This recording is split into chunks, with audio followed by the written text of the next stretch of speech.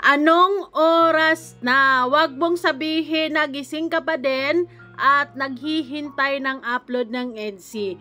Wag ka nang umasa dahil walang upload ngayon. Anyways, hi Wow Life, another video, another share guys, another POV. So ngayon guys, magbibigay tayo ng point of view dito sa ating dalawang Lodi na namimiss na natin. Sa totoo lang, bakit walang upload, walang live si Kalingap Edo? Ang mga ibang fans ay talaga namang hindi maiwasang sumama ang loob. Kasi nag-expect sila na nung Friday may upload ang EDSI.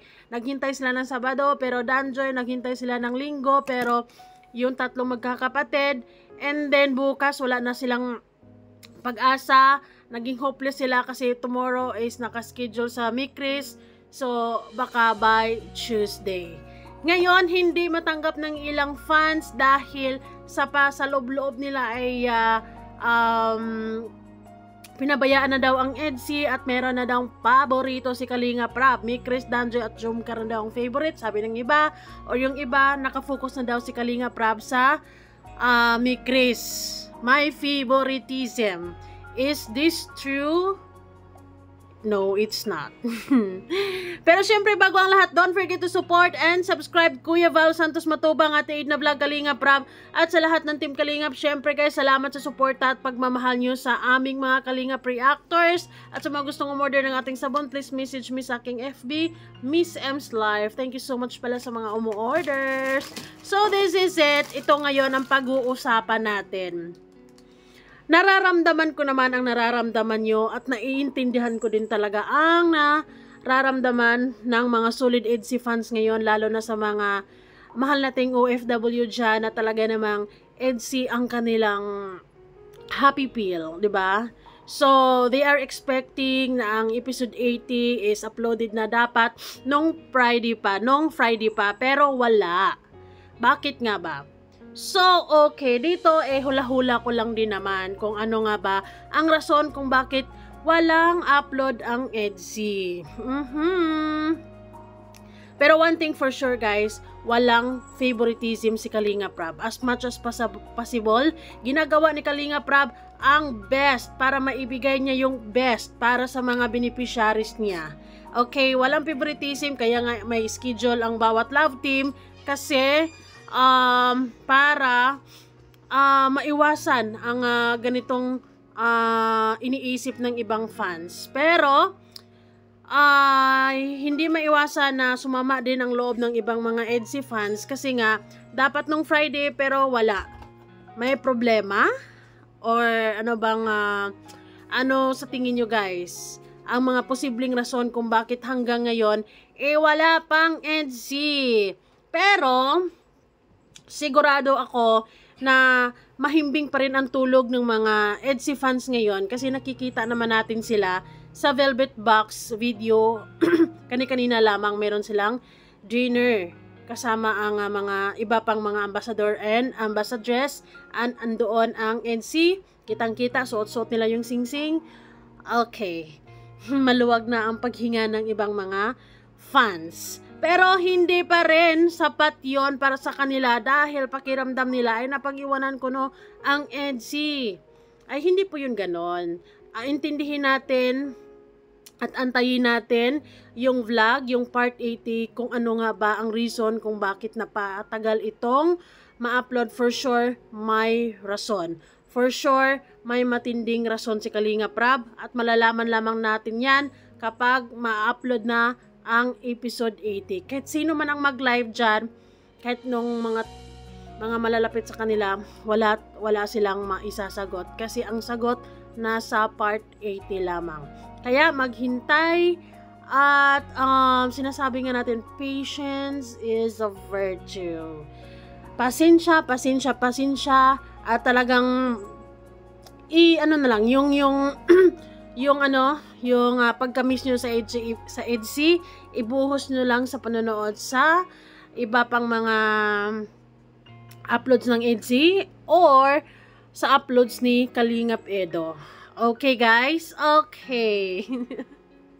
Ako kasi, nararamdaman ko, okay, sa palagay ko kasi ang reason maybe talagang medyo mahaba ang video at nahirapan silang mag-edit, pero 3 days na kasi, sigurado ako kayang-kaya yon within this, 'di ba? And then sinasabi nila hindi pa daw na-send ni Kuya Gilo ang video. 3 days nang nakalipas, sigurado na-send na. Or marami daw dapat. Ay basta. Pero ako, para sa akin, para mas mamiss lalo natin ang EDSI. Suspense, 'di ba? Para mas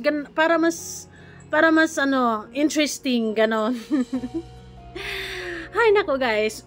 Pero one thing for sure, gusto ko i-depensa si Kalinga Prab na sinasabi ng iba dyan na ang EDSI daw ay napag-iwanan. Hindi pa napag-iwanan ng EDSI dahil ang EDSI ay sikat. Ang EDSI ay malakas sa views. Okay? At walang favorite si Kalinga Prab. Lahat yan paborito niya. Lahat yan piling-pili nga yan eh. Diba? Lahat ng mga beneficiaries niya, walang ibang hangad si Kalinga Prab kundi mabigyan ito ng saktong tulong na talagang deserve nila. 'Di ba? Pero anyways, sa mga EDSI fans, kailangan natin maghintay ng tamang panahon kung kailan i-upload ang part 80, guys. Kalma lang. Sigurado ako may rason, sigurado ako na may matinding dahilan kung bakit hindi na i-upload nung Friday, Saturday. Of course, I love Saturday, Danjo yan. Sunday, ngayon umaasa ang ibang EDSI fans pero hindi. And then Lunes, bukas, nawawala na rin ang pag-asa yung iba kasi may Chris. Okay, Tuesday. Tuesday guys, Tuesday. Ayun. Ang bilis-bilis lang naman ang araw and maganda ngayon para makabuelo para makabuelo pa din yung yung part 79. Di ba? And isa pa, kung nag-aantay kayo sa live ni Kalinga Pido, wala pa rin. Wala ko. Alam niya yung rason, for sure. Pero hindi niya yun sasabihin kasi sabay-sabay nating alamin sa part 80. Yun lang yun. Pero, ayun, this is suspense and talagang kaabang-abang ang part 80 na kailangan nating tutukan at abangan. Pero, wag masyadong magpapadala sa emosyon, 'di ba? Wag masyadong inaaway niyo na si Kalinga Prab, 'di ba? OA na kayo, OA na. Sumusobra na rin yung iba sa mga sinasabi nila kay Kalinga Prab na sinasabi nila kung ano-ano mang mga hindi maganda, 'di ba? Nakakasama ng loob actually na habang nababasa ko yung iba. Pero tanggalin nyo yan sa utak niyang mga sinasabi nyo, favoritism, 'di ba? Kasi parang para sa akin parang kayo, parang threatened or parang kayong yung parang tawag nito, yung parang wala kayong tiwala sa EDSI na malakas ang EDSI. Lagi yung bukang bibig Krista, may Chris.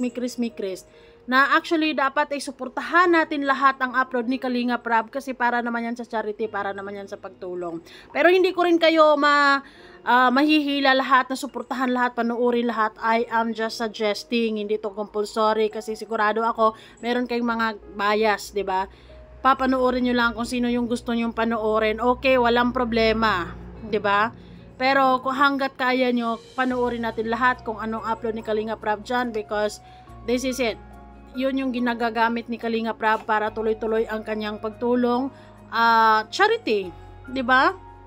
At yung masayang-masaya ako ngayon dahil meron ng 4 si Kalinga Prab na love team, isang tandem na talagang malakas, di ba? At ito, malaking tulong to para mas makabuelo din siya sa kanyang mga charity kasi may mga pabahay siya at hindi basta-basta yon, di ba? At sunod-sunod pa. Ganon. Diba? So maganda, may EDSI, may Danjoy, may Jomcar, may Chris. Yang 4 na yan ang talagang yan talagang mga sakalam so far dito sa Kalingap ngayon. Suportahan natin at iba pang mga uploads ni Kalinga Prab kasi naman yan, it's all about pagtulong, charity at the end of the day. Hay nako. Sana ay hindi nyo iisiping mga kung ano mang kanigahan tulad ng paasa si Kalinga Prab. Baka nga nasabi nga naman talaga ni Kalinga Prab yon, pero baka may rason din siya kung bakit nga hindi natuloy yun doon or hindi natuloy yung pag-upload. 'Di ba? So tamang-tama, okay lang 'yan, okay lang 'yan. Papaabutin natin ng 600k mahigit yung part 79 and tsaka i-push yung part 80 for sure by now. Tapos na rin naman siguro, 'di ba? Tapos na rin naman 'yun. Panigurado. 3 days na nakalipas oh.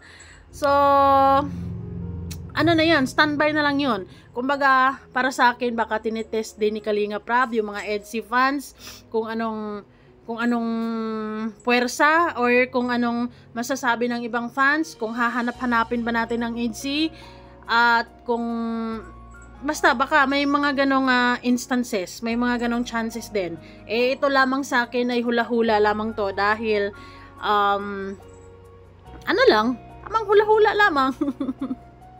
Point of view lang kung bakit walang upload ang EDSI. Pero one thing for sure, hindi yan about sa favoritism. Dahil lahat yan, mahal ni Kalinga Prab yan. Tinatrato niya yan ng pantay-pantay lamang. Okay? Sus ko. Lumabas ang mga selos at zeloso talaga. Diba? So, kung nakita nyo kung gaano ka-supportive si Kalinga Prab sa Jomcar, sa Danjoy, sa Mikres, ganon din siya sa EDSI, of course. 'Di ba? Butong-buto si Kalinga Prab sa dalawang ito at sana ito na talaga. Ito na yung forever na gustong-gusto natin. So, kalma lang. 'Di ba? Kalma lang. Huwag masyadong harsh. And for sure within this week may upload 'yan, guys. May upload yan, kaya wag sana kayong humantong sa mga below the belt na sasabihin nyo kay Kalinga Prab kasi hindi naman niya yun deserve, 'di ba? Hindi yun niya yun deserve kasi masyado ng judgmental, masyado na kayong nagpapadala sa nararamdaman nyo na kisyo may favoritism at nasisabotahe daw ang EDSI. Wala na yun, pangit na yun, 'di ba? Pangit yun. Alamin muna natin ang part 80. Hintayin muna natin at kung ano ang laman ng video na yon, tsaka kayo magsalita ng kung ano-ano pa man. Okay? For sure there is a specific reason kung bakit napatagal ang EDSI. At anyway, stay days pa naman, pang 4 days pa tomorrow. Pero bukas malaking possibility na Mikris. So, let's wait and see. 'Di ba? And, okay naman ang EDSI. Magkasama naman sila ngayon. So, love, love, love. Thank you guys so much. And sana makatulog kayo ng mahimbing. Dahil EDSI is love.